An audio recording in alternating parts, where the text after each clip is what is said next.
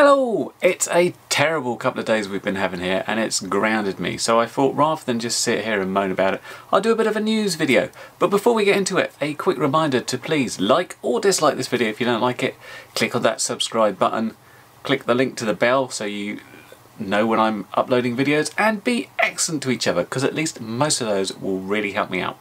So, what's the news about? Well, it's not so much of here's some stuff I'm getting in, it's kind of stuff I've noticed around people doing stuff on YouTube and new releases. I wanted to talk about them anyway, even if I'm not getting some of them, because I was quite excited by them. So let's jump into it and talk about the first one. Do you remember this one? This is the Sodor ZOHD Dart.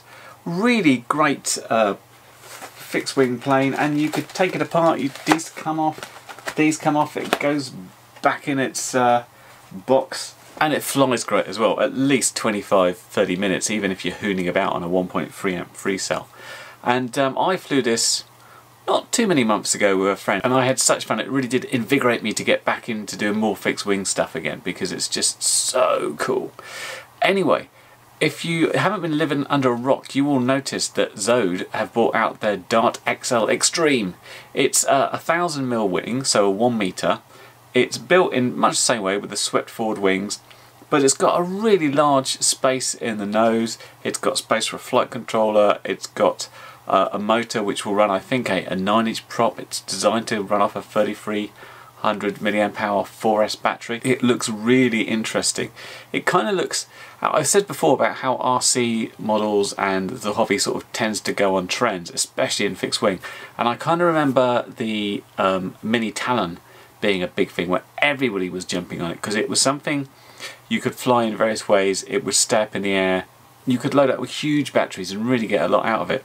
And this to me just seemed like something similar, that you could put quite a big battery in and you could get that cruising about for a long time, and it looks like it could be something really efficient like the smaller one was. So it's not so much your speed all out blasting around wing, but if you're looking at something that will do distance and cruise for a long period of time, this could be very interesting.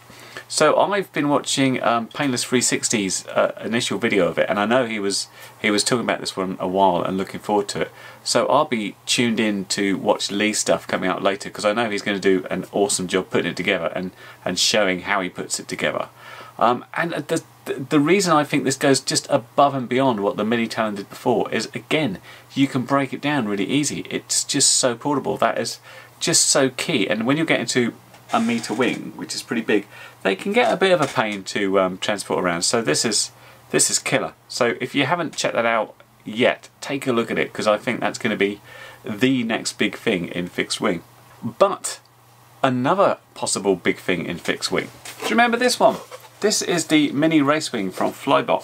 I've done a couple of videos on it, and I haven't done as many videos as I wanted to on it, because I've been just not doing as much fixed wing as I wanted to, as I said so. The key thing about this one is it has this central carbon fibre part, a little bit like a mini quad stack, and these wings that when they hit, they will come off. And rather than having a wing that will dent and get destroyed when you crash it, this thing will just fly apart. Now, I've tested this out by throwing it into the ground like more than 10 times. Not that I was intending to. I have to say it's a bit of a pig to launch. Small, very fast prop. It needs a good straight throw. My normal side wing throw wasn't working for it, but if you get like a two-hand over the head throw, it's fine. But slightly difficult for me on my own, especially wearing goggles. However, Flyball have just brought out a new wing called the Flux, which they've described as a freestyle wing. Same technology, using that central carbon fibre part.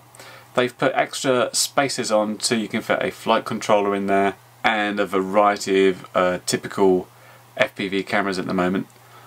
And they've said they've refined the wing profile and geometry to give it an extra bit of lift for carefree launches. That sounds good for me. So that could be interesting. If you're one of these guys that might be doing something more risky and you risk crashing your stuff a lot, then this is a type of wing that might be good for you. If I can get hold of one to test it, I'd really like to, because as the previous one, lovely, flew wonderful, but just getting it in the air when you're on your own, I found a bit hard. But I'm a bit of a rubbish thrower. Next interesting story, Full Speed. Do you remember the Leader 3? This is from Full Speed. A really nice little 3-inch quad. Interesting geometry on it. Still stretched the other way, it seems to me. Great camera, nice setup.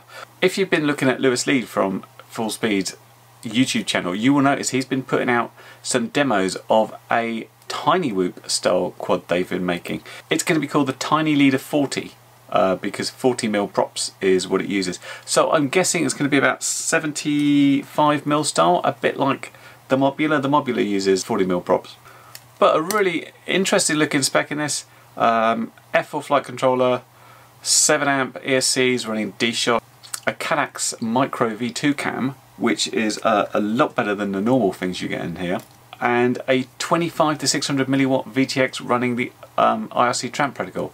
Yes, 600 milliwatts in a Tiny Whoop, and 1103 motors, and of course it runs 2S because that is the flavour of the month. I've just looked at the Mobula 7 and the King Kong GT7, two very different ends of the 2S type quad. Lewis's videos got him absolutely ripping it around their office there, and crashing a lot and surviving. Be really interested to see what that can do. It's winter time, I'm stuck indoors, all the Tiny Whoop style quads I can get, just, you know, great. So here's what I was hoping to fly this week, and I haven't been able to, but just to let you know, I haven't forgotten stuff and I'm working on it. This quad has the little R9mm in it, and you will notice it now has the FreeSky T antenna, which, not to be confused with the Immortal T antenna from TBS, but looks very much like it. And that's all set up ready to go. There's a little bit more room in terms of the length of the cable, so it's much easier to mount, and the typical mini quad style, I've mounted it on the end of the leg there. I'm just going to test it out as soon as I can get out using both my Tyrone X9D and my x-lite to see how it compares to the original cable, which I just had cable tied in there. I also went back and messed with my Tyrone 99 because my initial flight of it, I couldn't even decide what the quad was like because the camera was so damn bad. I think I heard someone describe it as like a sniper view because it's so zoomed in, because it was like a 3.6 or 3.2mm lens, far too narrow. I've now put a CCD camera with a 2.1mm lens in, and I'll actually be able to get a decent idea of how this flies. These props still weird me out, so when I get to the field, when it stops raining and blowing, I'll be taking some free-bladed something else props as well, just so I can mix that up a bit. And the other thing I'm waiting for is this little thing that I bought in February of 2017 and has been sitting in a cupboard ever since. And I said it was £3 from a toy shop. And I was like, I'll get that and I'll put some RC gear on. And I've done it, and doesn't it look a horrendous sight? Even a 5-gram servo is as big as this plane, and it's got this tiny little prop and tiny little, what are you? 1104 motor running at 5400 kV. But I thought this would be fun, but this not just needs a dry day, it needs an almost windless day, because this is tiny and oh my god, look at the flex. It's going to be interesting, but I'm looking forward to trying it. I just can't at the moment. But that is my news update. In the meantime, I will carry on doing inside stuff. There's some stuff to do at least, until I can get outside and do all that stuff I was talking about. Until next time, I'll catch you later. Bye for now. Well, you've made it to the end of the video, so thanks once again for watching.